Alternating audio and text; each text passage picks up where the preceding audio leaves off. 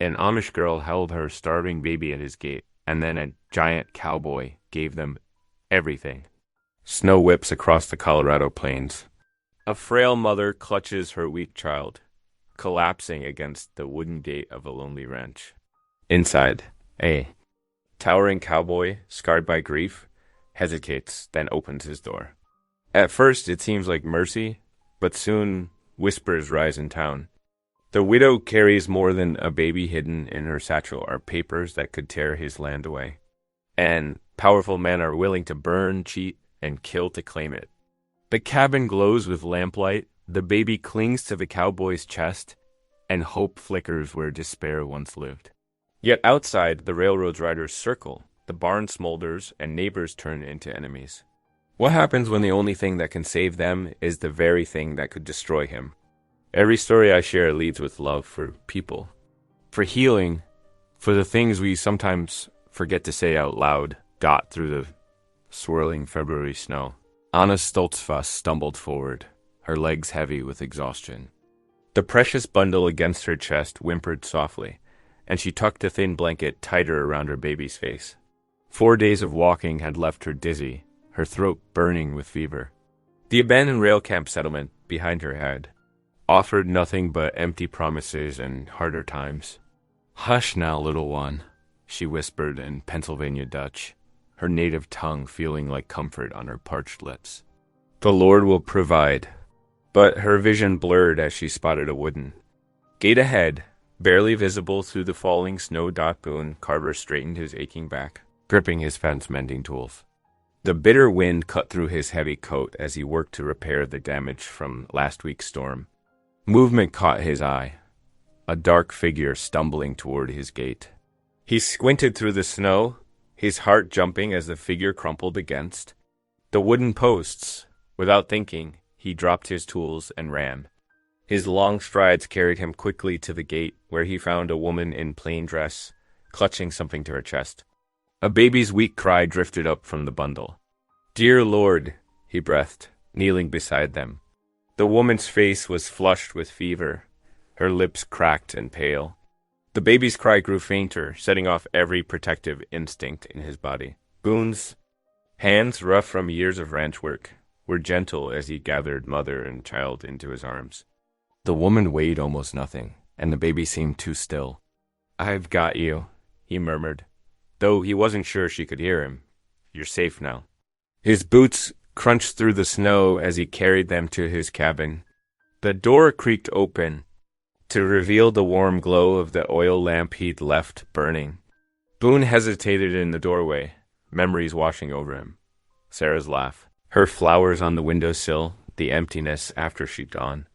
He hadn't let anyone into this space since losing her 2 years ago. The baby's weak cry broke through his thoughts. This was no time for dwelling on the past. These souls needed help, and he was all they had. "Let's get you warm," he said, laying the woman carefully on his bed. He stoked the fire in the hearth until it roared, then pulled every blanket he owned from the trunk at the foot of his bed. His hand shook slightly as he tucked the covers around mother and child. The woman's eyes fluttered open, fever bright but aware. "Danky," she whispered, her accent thick. "Thank you." "Name's Boone Carver," he said softly, noting how she held herself with dignity despite her desperate state. "Can you tell me yours?" Anna Stoltzfus." Her voice was barely above a whisper. "My baby, please. I'll fetch some broth," Boone said, moving to the kitchen area. His hands trembled as he ladled the still warm soup from his dinner pot into a cup. He hadn't held a baby since, well, he couldn't remember when. But something in him knew he had to try. The infant's cry grew stronger as Anna tried to sit up. Boone steadied her with one hand while offering the broth. "Small sips," he instructed. "Been walking long?" 4 days. Anna managed between careful swallows. The rail camp, nothing left there. She switched briefly to Pennsylvania Dutch, then caught herself. "Sorry, my English, not so good when tired." "Your English is just fine," Boone assured her, watching as color slowly returned to her cheeks. The baby fussed again, and Anna's arms shook as she tried to adjust the bundle. "May I?" Boone asked, holding out his arms. Anna hesitated only a moment before nodding, carefully transferring her precious cargo. Boone's heart clenched as he cradled the tiny form. The baby couldn't be more than a few months old, with wispy dark hair and red cheeks. He settled into his chair by the fire, supporting the little head just as Sarah had taught him to do with their neighbors' children, back when they dreamed of having their own. "What's the little one's name?" he asked, trying to keep his voice steady as memories threatened to overwhelm him. "Rachel," Anna replied softly, "after my mother." Her eyes grew heavy, though she fought to keep them open. "Rest now," Boone said. "Rachel and I will be fine." He reached for the cup of cooled broth, amazed at how natural it felt to hold the baby with one arm while using the other to offer tiny spoonfuls to eager lips. Anna's breathing gradually deepened into sleep. Her face, peaceful in the flickering firelight. Boone found himself humming an old hymn his own mother used to sing, watching as little Rachel's eyes drifted closed, her tiny hand wrapped around his finger. "Just for tonight," he whispered to himself, though his heart knew better. The walls he'd built around his grief were already crumbling, letting in something that felt dangerously like hope. Outside, the snow continued to fall, but inside the cabin, warmth spread beyond the physical heat of the fire. Rachel sighed in her sleep, snuggling deeper into his chest. Boone pulled the blanket higher around her shoulders, his calloused fingers gentle against her soft cheek. The quiet of the evening settled around them like a blessing, broken only by the pop of the fire and Anna's steady breathing. For the first time in 2 years, the cabin felt like more than just shelter. It felt like it might become a home again. Boone leaned back in his chair, holding Rachel securely as his own eyes grew heavy. Tomorrow would bring its own challenges, but for now, this moment of unexpected grace was enough.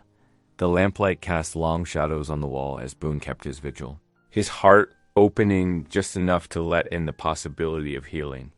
Sometimes, he realized, the Lord's greatest gifts came wrapped in circumstances you'd never expect, like a desperate knock on your door in the middle of a snowstorm. Morning light crept through the cabin's frosted windows, accompanied by the comforting aroma of fresh coffee and the gentle pop of burning logs in the hearth.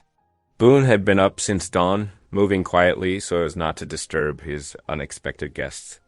He stood by the stove, coffee pot in hand, studying Anna as she began to stir beneath the pile of quilts dot in the clear morning light. Her Amish attire was unmistakable, the plain dark dress, the simple white prayer covering askew on her head. The clothing spoke of a life far different from the rough frontier existence he knew. Her face, though still pale from yesterday's ordeal, held a gentle strength that reminded him of the winter wheat. Bent by storms but never breaking, little Rachel made a soft, cooing sound from her makeshift bed, a drawer lined with soft blankets. Anna's eyes flew open at the noise, her maternal instincts pulling her immediately from sleep. She sat up quickly, then steadied herself against the wave of dizziness that followed. "Easy now," Boone said, his deep voice gentle. "The little ones, just fine." He poured a cup of coffee and brought it to her, along with some dry toast he'd prepared. Thank you. Anna corrected herself, accepting the cup with trembling hands. She looked around the cabin, taking in her surroundings properly for the first time since her collapse yesterday. "I don't mean to be a burden." Boone pulled up his chair, its wooden legs scraping against the floor. "What brought you out here alone?" he asked, trying to keep the suspicion from his voice. Living alone had taught him caution, but something, in Anna's clear gaze, spoke of honest desperation rather than deception. Anna's fingers tightened around the coffee cup.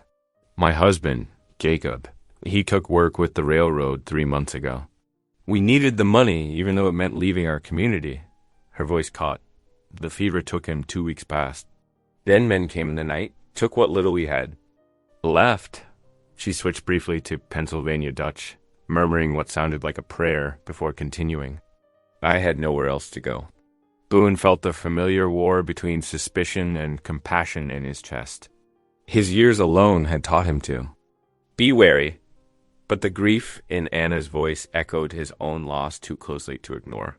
Before he could respond, Rachel's cough shattered the morning quiet. A harsh, rattling sound that had no business coming from such tiny lungs. Anna was on her feet instantly, gathering Rachel into her arms. The baby's face had reddened with the effort of coughing, each breath wheezing in her chest. The sound cut through all Boone's hesitation like a knife. A knife. "Town's an hour's ride," he said, already reaching for his coat. "The general store might have herbs, and we need milk for the little one." He pulled on his boots, checking that his money pouch was secure in his pocket.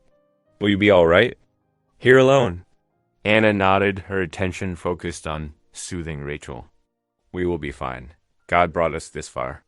The morning air bit sharp and cold as Boone saddled his horse. The snow had stopped, leaving behind a pristine white blanket across his land. His mount's hooves crunched through the fresh powder as they made their way toward town, each step carrying him further from his comfortable solitude and back into the world of people and their judgments. Mill Creek wasn't much more than a wide spot in the road, a general store, a saloon, a small church, and a scatter of houses. But news traveled fast in small places, and Boone could feel the weight of stares as he tied his horse outside the general store. Two women paused in their conversation to watch him, their whispers carrying clearly in the cold air. "Heard he took." "And some beggar Amish girl," one said, not bothering to lower her voice, probably trying to take advantage of his kindness. "Ain't natural, him living out there alone since Sarah passed," the other replied. "But taking in strangers?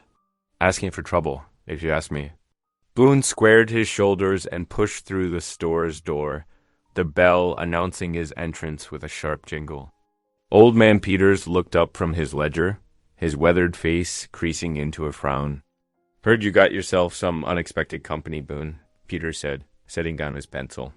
"Dangerous business, taking in strays. Never know what trouble might. Follow them." "Need some herbs for a cough," Boone replied, ignoring the warning. "And milk, if you've got any fresh." He moved through the store, gathering what he needed. A jar of honey, some dried horehound for tea, a tin of condensed milk, since fresh wasn't available. Dot Peters watched him from behind the counter. "Sarah would want you to be careful," he said, as he tallied up the purchases. "She always said you had a soft heart under all that gruff." The mention of Sarah's name sent a familiar ache through Boone's chest. He could almost hear her laugh, see her hands arranging medicines just so on her cabin shelves. She'd known every herb and remedy, had helped half the town through various ailments. What would she make of Anna and Rachel? Sarah would help them, Boone said quietly, counting out coins onto the counter. "You know she would." The ride back to the cabin seemed longer, his saddlebags heavy with more than just supplies. The townsfolk's words echoed in his mind, mixing with memories of Sarah. The sun was starting to set by the time he caught sight of smoke rising from his chimney. Inside, he found Anna had somehow managed to sweep the floor and wash the breakfast dishes despite her weakness. Rachel slept peacefully in her drawer bed, her breathing still rough but steadier than the morning. "You didn't need to do that," Boone said, setting down his purchases. "You should be resting." "I want to help," Anna replied firmly, "to repay your kindness." She reached for the saddlebags, but Boone gently moved them out of her reach. "There's no debt here," he said, surprising himself with the truth of the words. He began unpacking the supplies, arranging them on the table. "Let's see about making some tea for that cough first. Then maybe some supper." Anna's eyes filled with tears. She quickly blinked away. "You are too good to us, Mr. Carver." "Boone," he corrected, measuring out herbs for the tea. "Just Boone." He worked in silence for a moment, then added, "My wife, Sarah, she knew all about medicines. Taught me a few things before she passed. Reckon she'd want me to remember those lessons."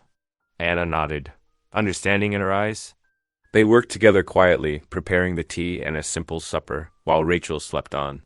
Outside, the sun sank. Behind the mountains, painting the snow in shades of pink and gold. Inside, something shifted the cabin's atmosphere, not quite healing. Not yet, but perhaps the beginning of it. The evening settled around them like a soft blanket, full of small domestic sounds that Boone had almost forgotten. The gentle Clatter of spoons, the whisper of cloth as Anna moved about the kitchen, Rachel's soft breathing. He found himself accepting these changes with a calmness that surprised him, as if Sarah's memory was giving her blessing to this unexpected turn of events. Snow drifted down and lazy, flakes outside the cabin window as Anna moved quietly through. The morning routine she'd established over the past few days, her plain black dress whispered against the wooden floors as she stirred a pot of hearty oatmeal on the stove. The familiar motions brought comfort after so much uncertainty. The aroma of breakfast filled the small cabin, mingling with wood smoke from the crackling fire. Rachel lay contentedly in her drawer bed, cooing at the shadows dancing on the ceiling.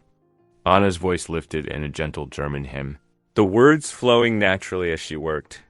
Großer Gott, wir loben dich. The melody drifted through the cabin, soft and clear. Through the window, she could see Boone's broad shoulders as he split. Logs for the woodpile, his axe rising and falling in a steady rhythm. He paused briefly, and Anna wondered if he could hear her singing. The screen door creaked as Boone stepped inside, bringing a gust of cold air and the sharp scent of fresh-cut wood with him. He stamped the snow from his boots, his face reddened. From exertion and the bitter wind, Anna ladled the thick oatmeal into bowls, adding a drizzle of precious honey. "You didn't have to cook," Boone said, though his eyes lingered on the steaming bowl. "Could have managed with bread and coffee." "It is no trouble," Anna replied, setting a cup of coffee beside his bowl. "A man working in such cold needs warm food." "In his belly?" She hesitated, then added, "I found your mending basket. If you'd like, I could see to your shirts while Rachel naps." Boone's weathered face showed surprise, then something softer. He nodded once before turning his attention to his breakfast. Anna noticed how he savored each spoonful, though he said nothing more. After breakfast, Anna bundled Rachel warmly and ventured out to the chicken coop. The hens clucked anxiously until she scattered feed, then settled to their pecking as she gathered eggs in her apron. The familiar task reminded her of home, of the community she'd left behind. But there was peace here, too, in the rhythm of caring for living things. Inside, she settled by the fire with Boone's mending basket. Her nimble fingers worked steadily, patching worn elbows and replacing missing buttons. As Rachel dozed nearby, Anna's clear voice carried another hymn through the cabin. Gott ist dein Lieb, Lot mich erlösen. The afternoon light slanted golden through the windows as Boone came in from his work. He paused in the doorway, and Anna wondered if the scene before him stirred memories of his wife. She'd noticed how he sometimes looked at spaces in the cabin as if seeing ghosts of happier times. "I hope you don't mind the singing," she said. Softly, "The hymns comfort Rachel." "No," Boone replied, his voice rough. "It's nice having music again." He crossed to the woodbox, adding several split logs to their store. Sarah used to sing while she worked too. Different songs, but he trailed off, busying himself with arranging the wood. Anna rose to prepare supper, moving carefully around him in the small kitchen space. Together they created a quiet dance of domestic activity. She stirring the stew, pot while he built up the fire, she setting the table while he filled the water bucket. The cabin felt warmer somehow, more alive than it had in days past got as they ate their supper. Anna noticed Boone glancing around the cabin with an expression she couldn't quite read. Pride? Contentment? Whatever it was, it softened the stern lines of his face, making him look younger. "Your kindness means more than I can say," Anna said, breaking their comfortable silence. "I don't know what would have become of us without your help." Boone shifted in his chair, uncomfortable with the gratitude. "Needed doing is all." He stood, gathering their empty bowls. "Let me take care of your bag," getting in the way there by the door. "Can store it proper in the trunk room." Thank you, Anna replied, lifting Rachel to her shoulder for burping. She watched as Boone picked up her worn carpet bag, its meager contents shifting dot as he lifted the bag. A packet of papers slipped free, scattering across the floor like fallen leaves. Anna's heart seized as Boone bent to gather them. She recognized the official letterhead, the carefully preserved documents her Jacob had been so proud of. Boone's hand stilled as he read the top page. His face went pale, then flushed. "Water rights," he said, his voice carefully controlled, "to Stillwater Creek." Anna's throat tightened. "Jacob, my husband, he filed the claim before we joined the railroad camp. He never finished the transfer process. This creek," Boone said slowly.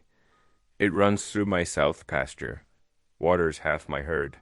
His eyes met hers, searching. "Did you know when you came here?" "I know," Anna replied quickly, her heart pounding. "I knew Jacob had filed papers for water rights somewhere in this territory, but I didn't know where exactly. He never got to tell me all the details before." She swallowed hard. "I would never deceive you, Mr. Carver. Not after all your kindness." Boone stood very still, the papers creasing slightly, his grip. The creek was essential to his ranch's survival. They both knew it. Without access to that water, his cattle wouldn't make it through the dry seasons. The possibility that this quiet woman might legally own what his livelihood depended on seemed to hang in the air between them like smoke. "I believe you," he said finally, his voice rough, about not knowing. He carefully smoothed the papers. Stacking them together, these would need to be properly filed to be binding. "Your husband never completed the process." Anna shook her head. "He meant to, after earning enough from the railroad work. But then the fever came." She held Rachel closer, drawing strength from her warm weight. "I don't want to cause trouble, Mr. Carver. These papers, they're all I have left of Jacob. But I don't want them to bring hardship to someone who has shown us such mercy." Boone looked down at the documents in his hands, his expression troubled. The lamplight caught the silver threading through his dark hair as snow continued to fall outside, blanketing his land, their land. In pristine white, the question of ownership lay between them now.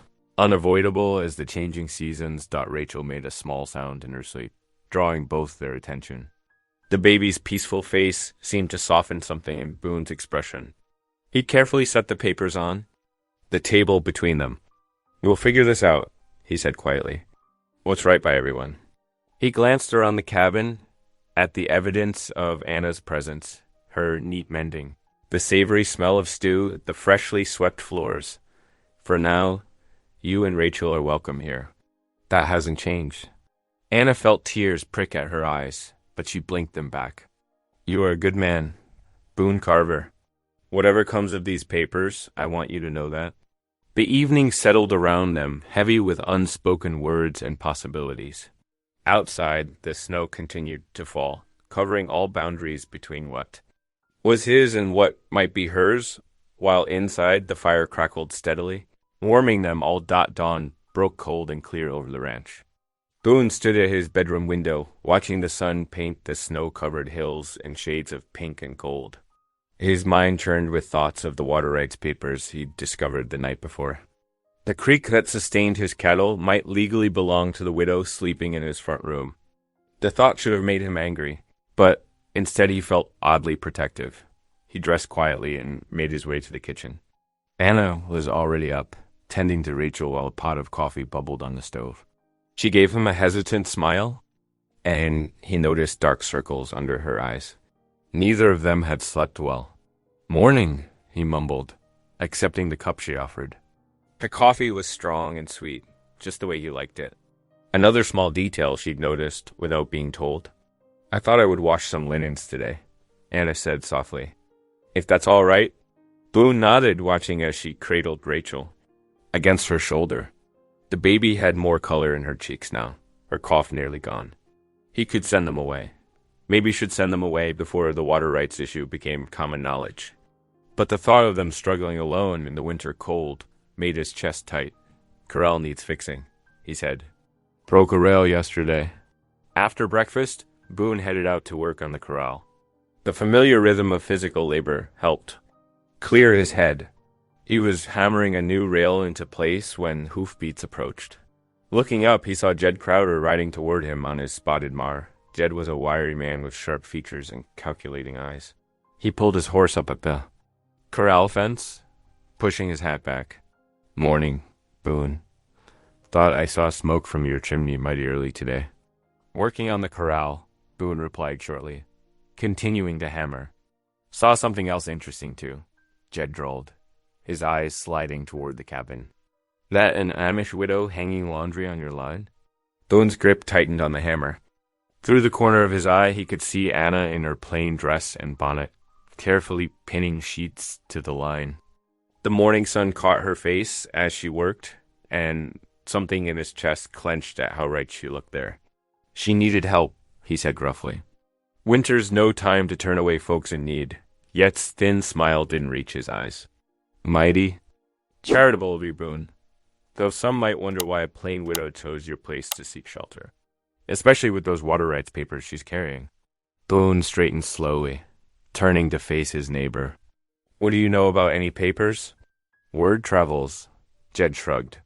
Railroad men at the camp mentioned her husband filed claims on Stillwater Creek before he died. Some powerful men in town might take issue with that kind of claim. He leaned forward in his saddle. Might be safer for everyone if she moved on before things got complicated. The threat in Yet's voice was clear. Boone's jaw tightened as he met the other man's gaze. My land, my business who stays here. Just being neighborly, Jed said, gathering his reins. Hate to see trouble come to a good man like yourself. He touched his hat brim. Give my regards to the widow. Boone watched him right away, anger simmering in his chest. He'd known Jed Crowder for years, known his habit of playing both sides of any situation that might profit him. The fact that he knew about the water right papers meant others did too. The thought of Anna becoming a target made his protective. Instincts flare. He worked until dusk, the physical labor helping to calm his troubled thoughts.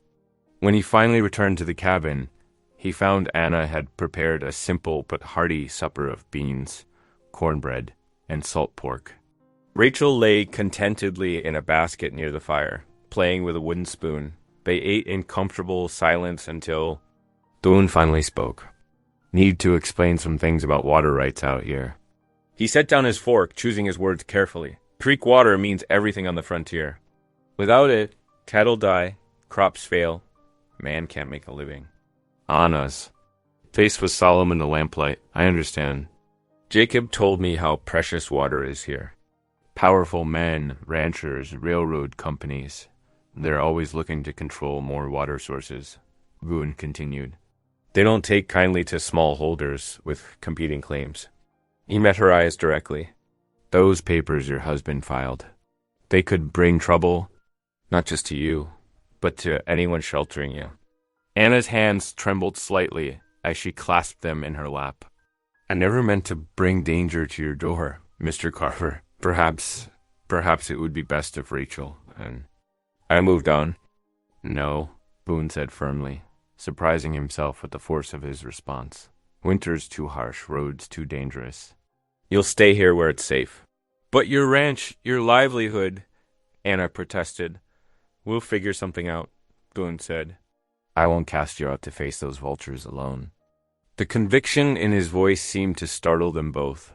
Rachel began to fuss, and Anna lifted her from the basket, soothing her with gentle Pennsylvania Dutch words. Boone watched them, remembering Yet's veiled threats. The thought of Anna and the baby facing the frontier alone, with greedy men circling like wolves, made his decision clear. I made a promise when I took you in, he said quietly. Not going back on that now. Anna's eyes filled with tears. Without a word, she sank to her knees beside her chair. Her lips moved in silent prayer, hands clasped tightly. After a moment's hesitation, Boone knelt beside her. It had been years since he'd prayed, not since Sarah died, but something about Anna's quiet faith called to him. He bowed his head, rusty words of childhood prayers coming back to him. Rachel lay between them on a blanket, her tiny hands reaching up toward the firelight. The three of them formed a circle in the warm glow, connected by something deeper than words or legal papers. The fire crackled softly, casting dancing shadows on the cabin walls. Outside, the vast frontier stretched dark and cold, full of dangers and uncertain claims. But in that moment, as they knelt together in the firelight, Boone felt something he hadn't experienced since losing Sarah. The sense of family, of belonging, of having something precious to protect. Rachel made a contented cooing sound, drawing their attention. Anna smiled down at her daughter, then glanced shyly at Boone. "Thank you," she whispered, "for everything." Boone simply nodded, his throat tight with emotion he couldn't express. The baby reached for his calloused finger, holding on with surprising strength. In that grip, he felt the weight of his promise to protect them both, whatever challenges lay ahead. The days melted together like snow and spring sunshine. Each morning brought new rhythms of shared work between Boone and Anna, their movements growing more comfortable around each other. The awkwardness of those first days gave way to an easy understanding, punctuated by Rachel's strengthening cries. "And Coos," one crisp morning, Boone led Anna to the barn where old Bessie, his brown and white cow, waited for her morning milking. The cow's breath made clouds in the cold air as Boone demonstrated the proper technique. "Gentle but firm," he explained, his large hands showing the motion. "Like this." He squeezed rhythmically, and warm milk streamed into the bucket with a musical ping. Anna watched intently, her face serious beneath her white bonnet. When it was her turn, she positioned the bucket and reached for the udders with uncertain hands. "Don't be shy," Boone encouraged. "Bessie's patient." Anna's first attempts produced only a few drops, but she persisted. Soon she found the right pressure, and milk flowed steadily. Her face lit up with quiet triumph, making Boone's heart skip a beat. Later that same week, Anna stood at the kitchen table, flour dusting her plain black apron. "The secret is in how you measure," she explained, showing Boone how to level the flour with a knife edge. "Too much waste otherwise." Boone watched, fascinated by her efficient movements as she kneaded the dough. His own attempts at bread had always been heavy as rocks. Under Anna's guidance, he learned to feel when the dough was ready, how to shape it just so. The cabin filled with the warm scent of baking bread, mingling with Rachel's delighted giggles. The baby had grown stronger each day, her cheeks pink with health. She lay on a blanket near the hearth, batting at a wooden spoon with newfound energy. "First time I've heard her laugh," Boone remarked, his voice gruff with emotion. Anna smiled softly. "She knows she's safe here." The words hung in the air between them, weighted with meaning neither dared examine too closely. As supplies ran low, Boone suggested a trip into town. Anna agreed, though he noticed her hands trembling slightly as she wrapped Rachel warmly for the journey. They rode in Boone's wagon, Anna holding the baby close while Boone handled the reins. The town's main street was busy with Saturday traffic. Boone helped Anna down from the wagon, conscious of the stares they drew. Mrs. Henderson and her sewing circle stood outside the millinery, their heads bent together in obvious gossip. Several cowboys lounging outside the saloon nudged each other. "Grinning, look there," one called loudly. "Carver's got himself a rail camp stray." Boone's jaw tightened, but Anna touched his arm lightly. "Let them talk," she murmured. "Their words cannot harm us." Inside the mercantile, the storekeeper's wife watched them with narrow eyes as Anna selected cloth for baby clothes. Her disapproving sniff carried clearly across the counter. Just then, Pastor Elias Whitcomb entered the store, his weathered face breaking into a warm smile. "Boone Carver. I hadn't seen you in church these many months." His kind eyes turned to Anna. "And who might this be?" "Anna Stoltzfus," Boone said, standing straighter, "and her daughter Rachel." The pastor's manner was gentle as he addressed Anna. "Welcome to our community, Mrs. Stoltzfus. We would be honored if you would join us for Sunday service tomorrow." Anna glanced uncertainly at Boone. I am not of your faith," she said softly. "I was raised Amish." "God's house welcomes all," Pastor Elias replied. "And I reckon your little one could use a proper blessing." Boone watched Anna consider this. He knew how much her faith meant to her, had seen her pray each evening by lamplight. "Might do us all good," he said quietly. Anna's eyes met his, reading something there that made her nod. "Thank you, Pastor. We would be honored." The pastor's approval seemed to shift something in the store's atmosphere. The storekeeper's wife thawed slightly, measuring out lamp oil with less hostility. "Even so, Boone could feel the weight of watching. Eyes as they loaded their purchases into the wagon. The ride home was quiet, but not uncomfortable. Rachel slept peacefully in Anna's arms while Boone guided the horses through the deepening afternoon shadows. He found himself stealing glances at Anna's profile, admiring the quiet dignity with which she'd faced the town's judgment. "You did?" "Well, today," he said finally. Anna's smile was small but genuine. "I have faced worse than whispers." She paused, adjusting Rachel's blanket. "Besides, I was not alone." The simple truth of her words settled warm in Boone's chest. That evening, after Rachel was asleep in her basket, they sat in their usual places by the fire. Anna mended one of Boone's shirts while he cleaned his tack, the familiar tasks requiring no words between them. Boone looked around the cabin, really seeing it for the first time in days. Anna's presence had changed things in subtle ways. Curtains hung at the windows, pieced from feed sacks but prettily arranged. The floor was swept clean, and savory soup bubbled on the stove. Rachel's tiny clothes dried on a line strung near. The fire, more than the physical changes, though, was the feeling that had crept in when he wasn't looking. The cabin had stopped being just shelter, a place to eat and sleep between days of work. Somehow, without his noticing, it had become something else entirely. It had become home again. Anna looked up from her sewing, catching his thoughtful expression. "Is everything all right?" Boone nodded, unable to put his realization into words. But as Rachel stirred in her sleep, making those tiny baby sounds that had become so familiar, he knew the truth of it in his bones. This was what he'd been missing all those lonely years, not just the presence of others, but the sense of belonging that came with sharing your days and duties with people who mattered. The fire crackled warmly, casting its glow over them all. Outside, the wind whistled across the prairie, but inside these walls, peace had taken root and begun to grow. Sunday dawned bright and cold, the morning sun catching ice crystals that sparkled across the frozen prairie. Boone rose, earlier than usual, taking extra care with his appearance. He trimmed his beard, smoothed his best shirt, and polished his worn boots until they gleamed.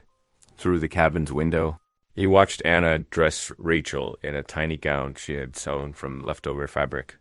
The baby's dark curls peeked out from a fresh white bonnet, and Anna had pressed her own black dress until it shone. Her plain clothing and white prayer cap marked her different faith, but there was a quiet dignity in her preparations that made Boone's chest tighten with respect. "Wagon's ready," he called softly through the door. "Wrap some warm stones for your feet." Anna emerged, carrying Rachel close against the morning chill. Her cheeks were pink from the cold as Boone helped her up onto the wagon seat. He tucked thick blankets around them both before climbing up himself and clicking to the horses. The wagon wheels creaked over frozen ruts as they made their way toward town. Frost coated the prairie grass, and their breath made clouds in the crisp air. Rachel cooed softly beneath her blankets, one tiny hand reaching up to touch her mother's chin. "Been a spell since I attended regular," Boone admitted, breaking the comfortable silence. "Not since Sarah passed." Anna's voice was gentle. "The Lord understands grief, Boone. He does not judge our absence, only welcomes our return." The small white clapboard church came into view, its steeple reaching toward the winter sky. Other wagons and horses were already gathered outside, and Boone felt Anna tense slightly beside him as heads turned to watch their approach. He helped them down carefully, conscious of curious eyes. Whispers rippled through the small crowd as they climbed the wooden steps. Some women drew back their skirts, as if Anna's plain dress might somehow taint their Sunday finery. But Pastor Elias stood in the doorway, his weathered face creased in. A genuine smile. "Brother Boone, Sister Anna, welcome." He touched Rachel's cheek gently, "And welcome to you too, little one." Inside, the church was warm from the pot-bellied stove. Sunlight streamed through simple glass windows, catching the dust motes that danced in the air. Boone led Anna into a pew near the middle, helping her settle with Rachel before taking a seat beside them. More whispers followed, but they faded as the service began. The familiar rhythms of prayer and scripture washed over them. When the congregation stood to sing, Anna's clear voice rose softly, her German-tinged accent lending a sweet uniqueness to the old hymns. Though the words were different from her Amish songs, the spirit behind them was the same. Boone found himself watching her more than following along in his own hymnal. There was something about the way the light touched her face, the gentle way. She swayed Rachel. That made his heart ache with a feeling he had almost forgotten. Pastor Elias preached about welcome and acceptance, about Christ's love for all God's children. His kind eyes seemed to meet every person in the congregation as he spoke of building bridges between different peoples and faiths. When the service ended, people began to mill about, exchanging greetings and news. Boone saw the moment approaching, the crucial time when the community would either accept or reject the newcomers in their midst. He squared his shoulders, drawing himself up to his full height. "Folks," he said, his deep voice carrying across the church. Conversations stilled. As people turned to look, "I want you all to meet Anna Stoltzfus and her daughter Rachel proper-like." His hand came to rest protectively on Anna's shoulder. "They're under my care and protection now, and I'd take it kindly if you'd make them welcome." The silence that followed seemed to stretch forever. Anna stood straight and dignified beside him, Rachel quiet in her arms. Then Pastor Elias stepped forward, taking Anna's free hand between both of his. "God brings people into our lives in mysterious ways," he said warmly. "Sometimes the greatest blessings come unexpected." His acceptance broke the tension. Several women stepped forward to admire Rachel, and Mrs. Peterson, the baker's wife, insisted on pressing a loaf of fresh bread into Anna's hands. Even those who held back seemed less openly hostile. Yet Boone noticed a group of ranchers near. The door, their faces dark with disapproval. Jed Crowder and his friends muttered among themselves, casting suspicious glances toward Anna. The water rights issue wasn't forgotten. Boone met their stares steadily until they looked away. The ride home was peaceful, the winter sun high in the cloudless sky. Anna sat closer to Boone than she had on the journey in, as if his public declaration had shifted something between them. Rachel slept contentedly, worn out from all the attention. "Thank you," Anna said, softly as they neared the ranch. "For speaking up, for making us—" She paused, searching for the right words. "For making us feel we belong." Boone's throat felt tight. "Reckon maybe we all belong somewhere. Just sometimes takes a while to find where that might be." Back at the cabin, Anna said about preparing their Sunday dinner while Boone tended to the horses. The venison stew had been simmering all morning in the cast-iron pot he'd left by the fire, filling the air with rich aromas of meat and herbs. They ate together at the scrubbed wooden table, sunlight slanting through the windows. Anna had added dumplings to the stew, light and fluffy the way Sarah had never quite managed. The thought didn't bring the usual stab of pain. Instead, Boone found himself grateful for the new memories being created in this space. As afternoon faded toward evening, snow began to fall again, big soft flakes that drifted past the windows. Rachel lay on her blanket near the fire, playing with the wooden horse Boone had carved for her. Her happy gurgles filled the cabin with life. Boone sat in his chair, watching Anna rock in Sarah's old rocker as she mended. The familiar creak of the runners on the floorboards sounded right somehow, like a piece of music that had been missing its harmony. When Rachel began to fuss, he rose without thinking to lift her up. She settled against his chest, her tiny fingers curling into his shirt. The trust in that simple gesture humbled him. Anna's hands stilled in her lap as she watched them. Something soft and wondering crossed her face, the look of someone who had wandered lost in the cold, finally glimpsing lamplight through a window. For the first time since her husband's death, she allowed herself to imagine a future here, in this place, with these people who had become so dear to her. Boone felt it too, though he wasn't ready to speak it aloud. The empty spaces in his heart, worn smooth by grief and loneliness, were filling again, as Rachel's warmth seeped through his shirt and Anna's presence filled the cabin with peace. He began to believe that perhaps God had answered his unspoken prayers in his own time and way. Outside, the snow continued to fall, wrapping the world in quiet white. Inside, the fire crackled warmly, casting its glow over the small family gathered there, a family formed not by blood, but by choice, by need, and by love growing as steady and sure as the seasons themselves. The days settled into a gentle rhythm. At the ranch, as winter wrapped the land in its quiet embrace, morning frost decorated the window panes like delicate lace, and smoke curled steadily from the cabin's chimney into the pale sky. Inside, life had found a comfortable pattern that felt as natural as breathing. Boone's axe rang out against wood each morning, the steady thunk crack echoing across the snow-covered yard. His broad shoulders worked methodically, building up piles of split logs that would keep the cabin warm through the coldest nights.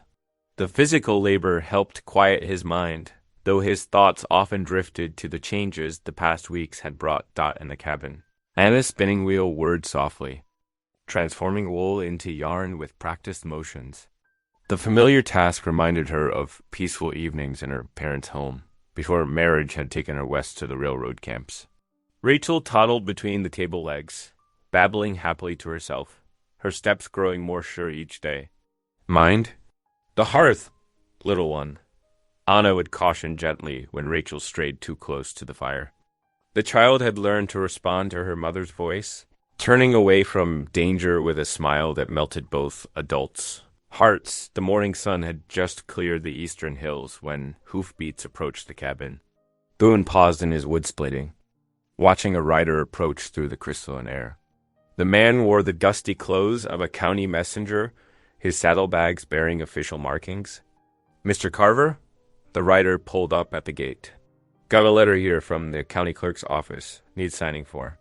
Boone set his axe aside and walked over, his boots crunching in the snow. The envelope felt heavy in his hands as he scratched his mark on the messenger's ledger. He waited until the rider disappeared around the bend before breaking the seal. The contents made his stomach clench. The clerk's careful handwriting detailed growing concerns about water rights along the creek that fed his pastures. Rumors were circulating about contested claims, and certain parties were making inquiries about the validity of recent transfers. Though Anna's name wasn't mentioned directly, the implications were clear.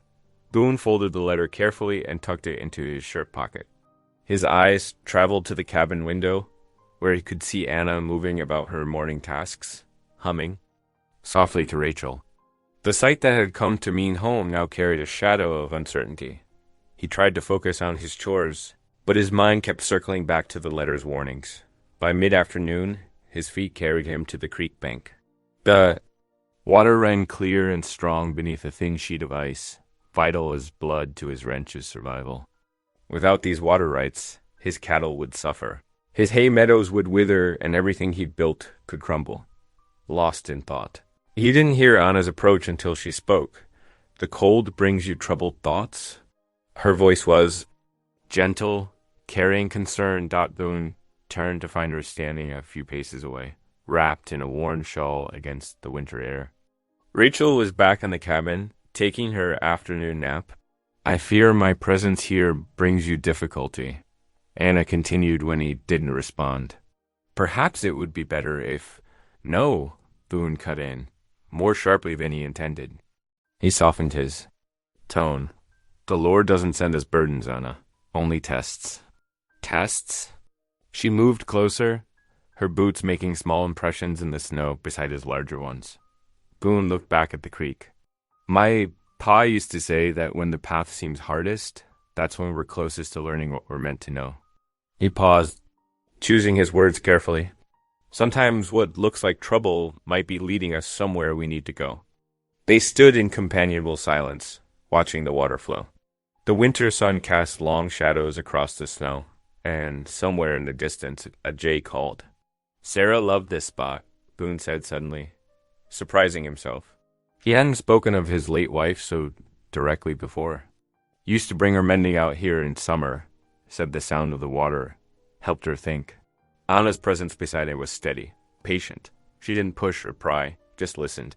"She was strong," he continued, the words coming easier now. "Worked alongside me building this place up from nothing. Never complained, even when times were lean." His voice grew rough. "When the fever took her, I reckoned I'd never feel whole again, Anna finished softly when he trailed off. I know that emptiness. Back in the cabin that evening, the fire cast dancing shadows on the walls as they sat in their usual places. Boone in his chair, Anna in the rocker with Rachel sleeping peacefully in her arms. The familiar creaking of the runners on the floorboards blended with the pop and crackle of burning wood. Sarah taught herself to make soap, Boone found himself saying. Tried 6 times before she got it right. Ruined 2 good pots in the process. A smile tugged at his mouth at the memory. But she wouldn't give up until she mastered it. Anna smiled too, her fingers gently stroking Rachel's hair. My husband was the same way with wood carving. Would work at a piece until his hands were raw, determined to make it perfect. Their shared stories filled the cabin with warmth deeper than any fire could provide. Outside, wolves began their evening song, their howls echoing across the snow-covered valley. But inside, surrounded by lamplight and memories turned sweet by sharing, the wild sounds held no threat. She would have liked you, Boone said quietly, after a long, comfortable silence. Sarah, I mean. She always said a person's true nature shows in how they handle hardship. Anna met his gaze across the firelit room. And you? How do you see my nature? I see strength, he answered honestly, and grace, and a faith that doesn't waver even when the path ahead looks dark. Dark? The wolves called again, closer now, but their howls seemed to underscore the security of the cabin rather than threaten it. Rachel stirred briefly in her sleep, then settled again as Anna hummed softly. Boone watched them, this small family that had appeared so unexpectedly at his gate. The letter in his pocket seemed less threatening now, its warnings diminished by the certainty growing in his heart. Whatever challenges lay ahead, they would face them together. The fire settled lower, needling no tending for the night. Trust, Boone realized, was like that fire. It needed the right fuel and careful attention. But once properly built, it could warm the coldest spaces in a person's soul. Dawn painted the eastern sky in streaks of pink and gold as Boone hitched the wagon for their weekly trip to town. Anna tucked Rachel securely in a nest of blankets, humming a soft hymn as she worked. The air held the crisp bite of deep winter, promising more snow before nightfall. The usual quiet of the frontier morning was broken by the thunder of hooves. A group of well-dressed men on sleek horses rode past Boone's property, heading toward town. Their fancy clothes and citified manner marked them as different from the local ranchers. Railroad men, Boone muttered, recognizing the type from previous encounters. His jaw tightened as he helped Anna up onto the wagon seat. The short journey to town revealed more signs of disruption.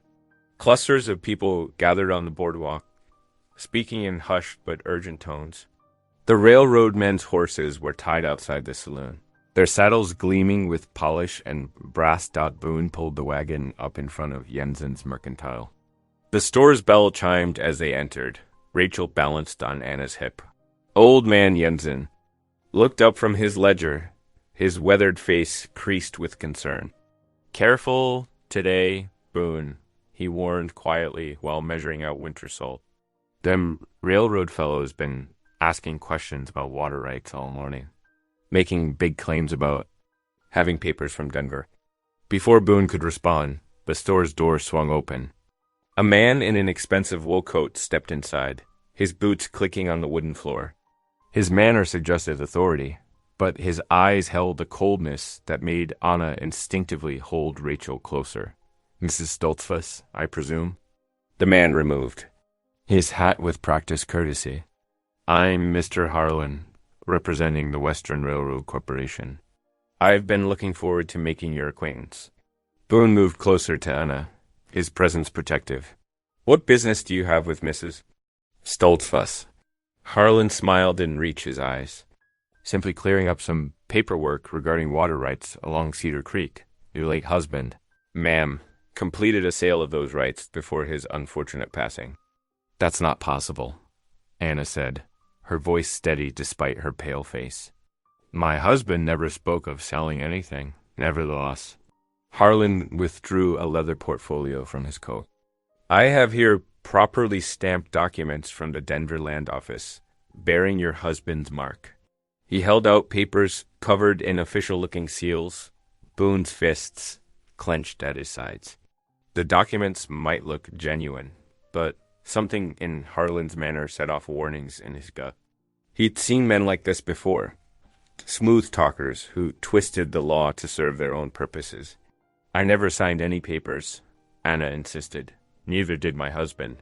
He was too sick those last weeks to conduct any business. Harlan's pleasant expression hardened slightly. The documents speak for themselves, Mrs. Stoltzfuss. The railroad has legal claim to the water rights along Cedar Creek, including the portion running through Mr. Carver's ranch. He glanced at Boone. We'll be back to survey the property and mark our boundaries. I suggest you both cooperate fully. Rachel began to fuss, perhaps sensing the tension in the room. Anna soothed her automatically, but her eyes never left Harlan's face. The Lord knows what is true, she said quietly. And so do I. The courts generally prefer paper truth to religious conviction, ma'am. Harlan replaced his hat. Good day to you both. He turned on his heel and left, the bell jangling harshly behind him. Old man Jensen let out a long breath. Them's dangerous.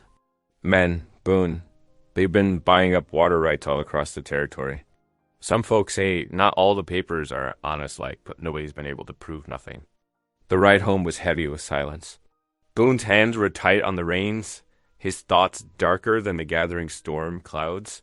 Beside him, Anna sat rigid, tears sliding down her cheeks despite her efforts to contain them. I've brought ruin to your home, she whispered when they were halfway back to the ranch. All your kindness, and I repay you with this trouble. Boone pulled the wagon to a stop. Rachel had fallen asleep, bundled against the cold. Look at me, Anna. She turned, her face streaked with tears. The sight stirred something fierce in Boone's chest. You and Rachel are family now, he said, the words coming straight from his heart. Whatever these railroad men think they can do, they'll find out different. I aim to protect what's mine. But the papers can lie, Boone said firmly. Truth is in here. He touched his chest. And in here. He reached over and gently touched Rachel's sleeping face. We'll face this together.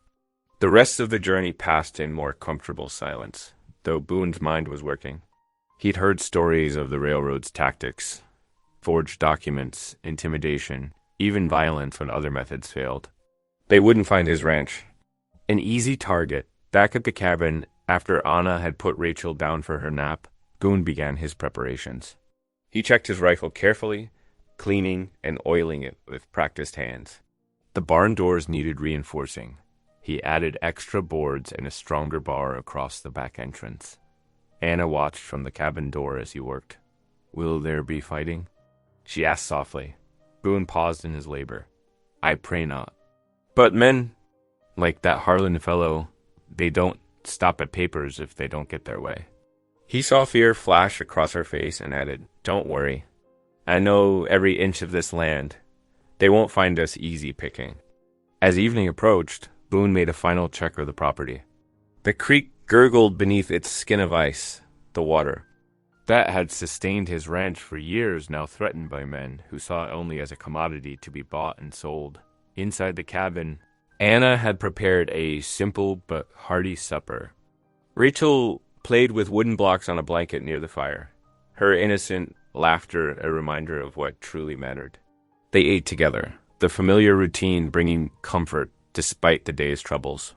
My people do not believe in violence, Anna said as she cleared the dishes, but we believe in standing firm for what is right. Boone nodded, understanding the conflict between her Amish beliefs and the harsh realities of frontier justice. Sometimes standing firm is enough, he said. Sometimes it takes more. Either way, I mean to see you and Rachel safe. The fire crackled, casting warm light over the cabin's interior. Outside, the wind picked up, carrying the promise of snow. Boone's rifle stood in its corner, cleaned and ready. The barn was secured, the animals safely sheltered. He had done what he could to prepare, but he knew the real battle was yet to come. Rachel crawled into his lap, offering him one of her blocks. The simple trust in her eyes strengthened his resolve. These railroad men might have their papers and their fancy talk, but they didn't understand what they were truly threatening. Not just water rights, but a family, a home, a future being. Built one day at a time. Anna's hand touched his shoulder briefly as she passed, the gesture speaking volumes. Whatever came next, they would face it together. The railroad might have money and influence on their side, but Boone had something stronger, a family to protect and a truth that no forged document could erase. The winter dusk settled early. Over Boone's ranch, painting long shadows across the snow-covered pasture. From his position by the corral, Boone's keen eyes caught movement along the ridgeline, riders moving slow and deliberate, studying his property. His jaw tightened as he counted 3 separate groups circling at different points, like wolves, sizing up prey. Inside the cabin, Anna stirred a pot of beef stew, unaware of the watchers beyond their walls. The aroma of rosemary and thyme filled the warm air, mingling with wood smoke from the crackling hearth. Rachel played with a carved wooden horse Boone had fashioned for her. Making soft clip-clop sounds with her mouth, Boone stepped inside, stamping snow from his boots. "Supper smells mighty fine," he said, though his eyes kept drifting to the window. "It's nearly ready," Anna replied, ladling the thick stew into bowls. "The bread should be." A harsh, rattling cough interrupted her words. Rachel's small body shook with the force of it, her face reddening as she struggled to catch her breath. The wooden horse clattered to the floor as another spasm seized her. Anna rushed to her daughter, gathering her close. "The fever's back," she said, pressing her lips to Rachel's forehead. "Worse than before." Boone watched the child's labored breathing, his heart clenching at her obvious distress. "Pastor Whitcomb's wife," he said suddenly. "She knows herbs and healing better than anyone in the county. I'll fetch her. But it's nearly dark," Anna protested. "And the weather won't stop me," Boone finished, already reaching for his heavy coat. "Get some rest, both of you. I'll return as quick as I can." He checked his rifle before mounting his horse, scanning the darkening landscape. The mysterious riders had vanished, but their presence lingered like a shadow in his mind. Snow began falling as he rode out, thick flakes that would cover his tracks but also make the journey treacherous. The pastor's house lay 5 miles away, across broken country. Boone pushed his horse as fast as he dared in the gathering storm, grateful for the animal's sure-footedness. His thoughts stayed with Anna and Rachel, alone in the cabin. He locked the doors, but still. 2 hours later, he finally glimpsed lamplight through the parsonage windows. Pastor Whitcomb answered. His urgent knock, concern deepening the lines around his eyes as Boone explained the situation. "Sarah," he called to his wife. "It's the Stoltzfest baby." Sarah Whitcomb, a gentle woman with healing hands, quickly gathered her supplies. "Wild cherry bark for the cough," she murmured, selecting bottles and packets. "Elderberry to fight the fever, and this," she held up a small dark bottle. "A special tincture for breathing. 3 drops in warm water, every 4 hours." The return journey seemed endless. Snow fell steadily now, and twice Boone had to backtrack when landmarks disappeared in the white darkness. His body ached with cold and weariness, but he pressed on the precious remedies secured inside his coat. The cabin windows glowed like beacons when he finally arrived. Inside, Anna sat in the rocking chair, holding Rachel close. The child's breathing was still labored, but her eyes brightened at seeing Boone. "You made it," Anna whispered, relief plain in her voice. "Course I did." Boone set out the medicines, explaining Sarah's instructions. Together, they gave Rachel the first doses. Within an hour, her breathing eased and she drifted into peaceful sleep. Anna touched Boone's frost-covered sleeve. "He risks so much, riding out in this weather. I don't know how to thank you." "No need," he said gruffly, though warmth spread through his chest at her words. "Family takes care of family." Morning arrived clear and cold, the storm's fury spent. Boone had just finished the morning chores when he heard horses approaching. A group of riders appeared through the trees, local ranchers with Jed Crowder in the lead. Boone, Jed called out, reining up at the gate. "We need to talk, neighbor." Boone moved to meet them, positioning himself between the riders and the cabin. "Say your piece." "Railroads offering fair prices for water rights," Jed said, his tone reasonable but his eyes sharp. "Most of us have already signed. They're just making trouble, holding out like this." "My water, my choice," Boone replied evenly. Another rancher spoke up. "Don't be fool-headed, Carver. Railroad's gonna take what they want anyway. Might as well get paid for it." "That Amish girl's got you thinking wrong," Jed added slyly. "She move on soon enough, leave you high and dry. Better think about your own future." Boone's hands curled into fists, but he kept his voice steady. "My future's right here on this ranch. With my family. Now ride out, all of you, before I forget we're neighbors." Something in his stance must have convinced them. One by one, they turned their horses, Jed lingering last. "You're making a mistake, Boone. Railroad don't take kindly to being refused." "Neither do I," Boone answered. He watched until they disappeared, then returned to the cabin. Anna stood in the doorway, her face pale but composed. "They want you to sell?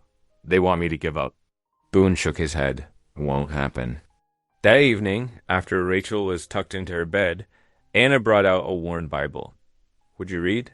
she asked softly. "It brings comfort, hearing the words." Spoken aloud, Boone hesitated. He hadn't opened a Bible since his wife's passing, and the words didn't come easily to him anymore. But Anna's quiet request touched something in his heart. "Reckon I could try," he said, accepting the book. He chose Psalms, remembering how his mother used to read them. His voice was rough at first, stumbling over the ancient phrases, but grew stronger as he continued. "The Lord is my shepherd. I shall not want," he read. "He maketh me to lie down in green pastures. He leadeth me beside the still waters." Anna closed her eyes, letting the familiar words wash over her. Rachel slept peacefully nearby, her breathing finally easy and regular. When Boone finished reading, Anna reached for his hand. "Will you pray with me?" she asked. They knelt together before the hearth, the firelight casting gentle shadows. Anna's prayer was simple but heartfelt, asking for protection and guidance. Boone added his own silent petition, not for himself, but for the strength to guard what had become precious to him as they rose. Boone caught sight of movement outside the window, more riders on the ridge, watching. But here in the cabins, warmth with Anna's faith and Rachel's innocent trust, he found his resolve strengthening. Whatever came, he would stand firm. The fire crackled softly, and Rachel sighed in her sleep. Tomorrow would bring its own challenges, but for now, in this moment of shared prayer and quiet courage, they were at peace. The storm broke just before midnight, thunder cracking like rifle shots across the valley. Boone lay half awake in his chair by the dying fire, Anna and Rachel sleeping peacefully in the bedroom he'd given them. The wind howled through the eaves, and rain pelted the cabin's tin roof like scattered buckshot. A strange glow caught his eye through the window. At first, he thought it was lightning, but the orange light stayed steady, growing brighter. His heart stopped when he realized what it meant. Fire. He burst through the cabin door into the driving rain. The barn was ablaze, flames already consuming the rear wall where the hay was stored. The horses screamed inside, their shadows thrashing against the wooden walls. Lord Almighty, no. Boone charged toward the inferno, his nightshirt soaking through instantly. He could hear the cattle bellowing in panic, smell the acrid smoke that rolled across the yard in great black waves. The barn door was stuck, warped by heat. Boone slammed his shoulder against it once, twice, until it splintered open. Heat blasted him backward, singeing his beard. Inside, the horses kicked at their stalls, eyes rolling white with terror. Anna appeared beside him, her hair loose and wild. In the wind, the baby's safe inside. What can I do? Stay back, Boone shouted over the storm. Get to the pump. We need water. He plunged into the barn, coughing in the thick smoke. The first horse nearly trampled him as it bolted past, but he managed to free 3 more from their stalls. The cattle were harder. They'd bunched together in blind panic, refusing to move. Boone grabbed a stick, striking their flanks until they finally stampeded toward freedom. Anna had organized a bucket line from the pump, passing water hand over hand, but it was like trying to douse a forest fire with a teacup.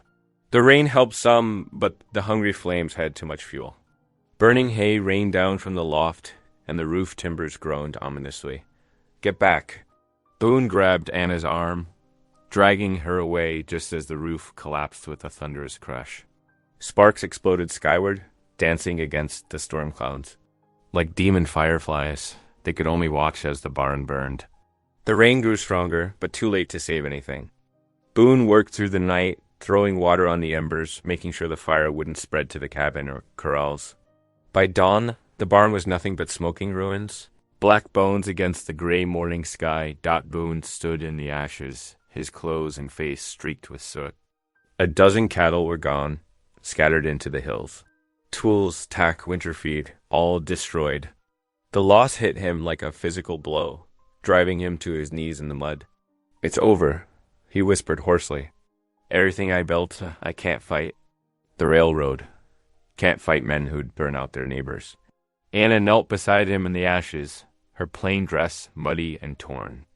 Without a word, she took his large, calloused hand in her smaller one. Her touch was gentle but firm, anchoring him in his despair.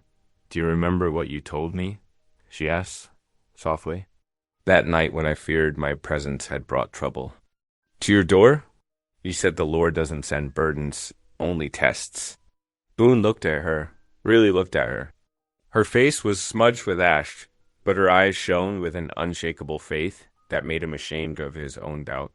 This quiet Amish widow, who'd lost her husband and walked through winter storms with a baby in arms, had more strength than he'd shown.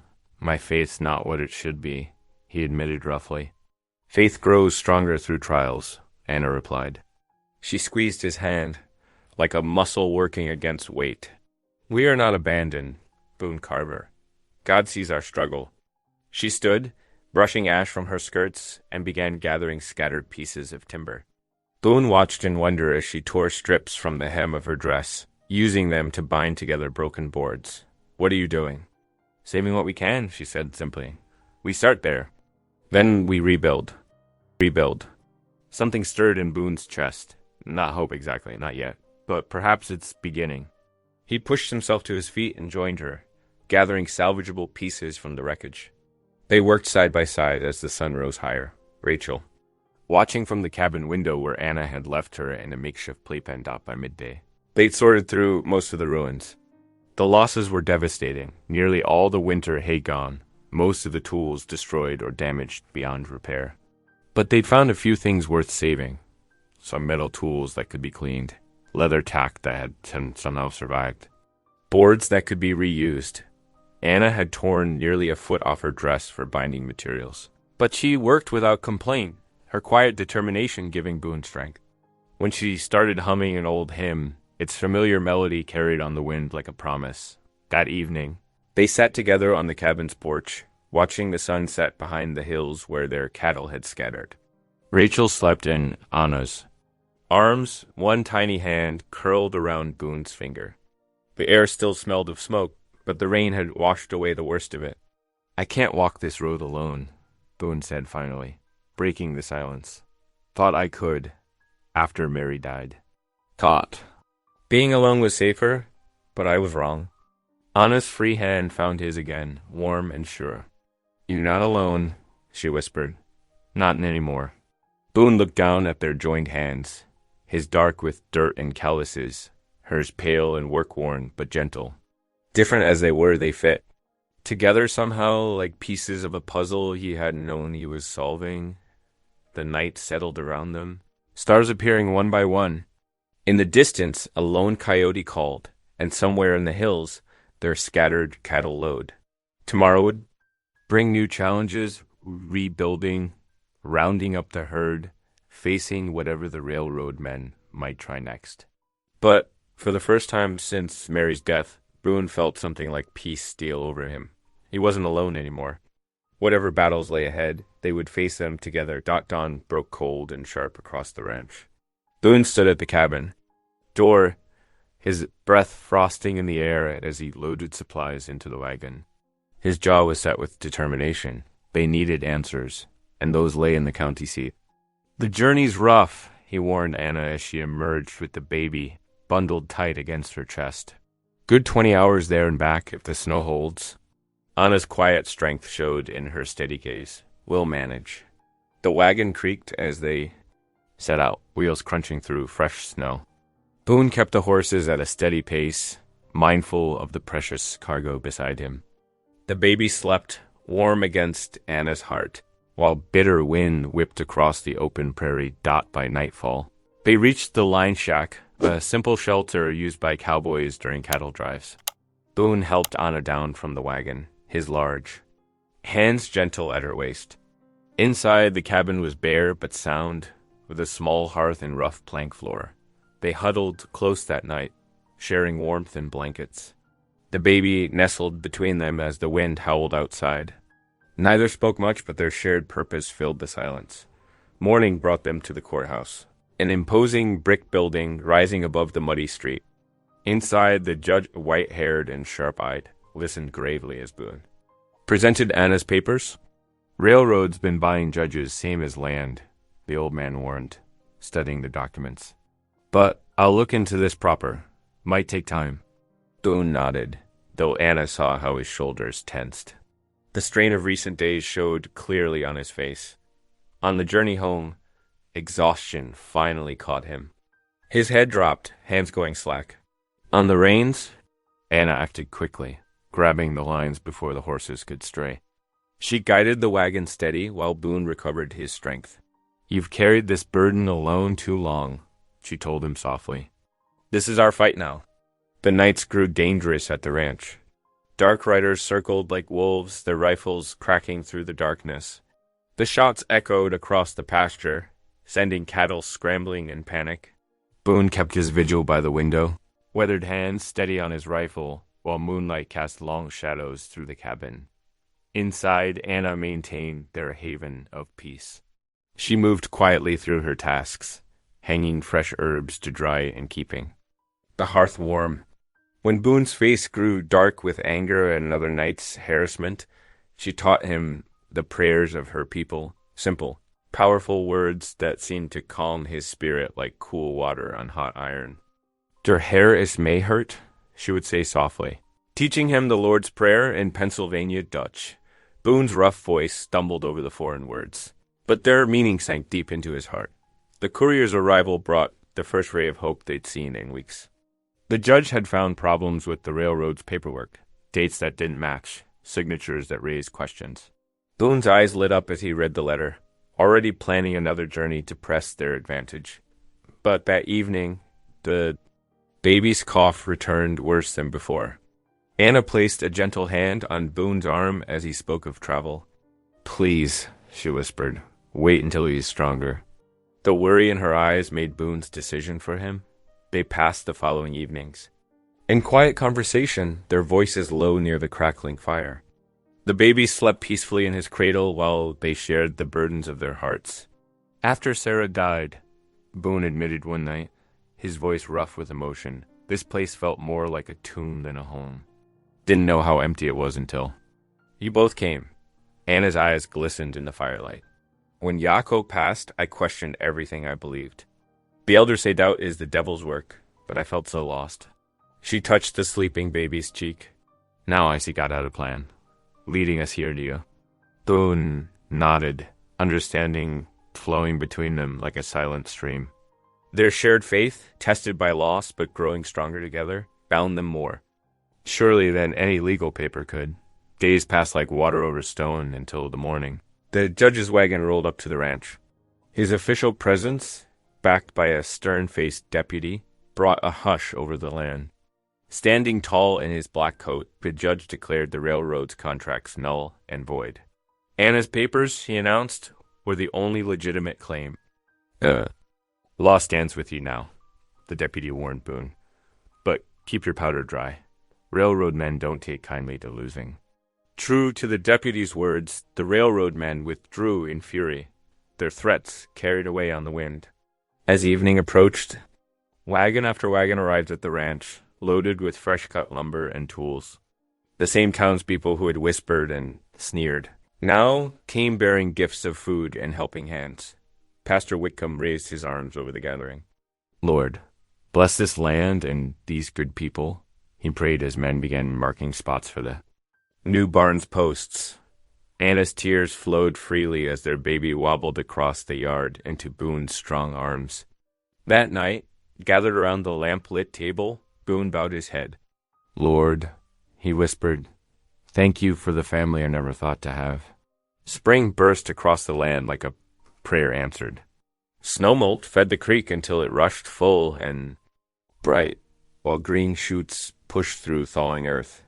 The new barn stood proud against blue skies, its fresh-cut timber a testament to neighbors' kindness that one golden morning. Boone walked the pasture with Anna and her child. The baby's tiny fingers gripped Boone's calloused hand as they made their way to the creek bank. Boone paused there, watching sunlight dance on water that had nearly divided them but now bound them together in town. Sneers had softened to smiles. At Sunday service, they sat close in the wooden pew, the pastor's words washing over them like a blessing as he spoke of God's plan for families. That evening, while Anna stirred the soup kettle, Boone settled in his chair by the fire, the baby, drowsy against his chest. The Lord gave me everything I never thought to have again. Boone whispered, his voice rough with emotion. Anna's hand found his, her eyes bright with joy in the lamplight that bathed their faces, no longer strangers seeking shelter, but family. Found at last. If today's story reminded you of the quiet strength of love, I'd love to see you again. Subscribe, and tomorrow we'll meet right here where love speaks softly and stays.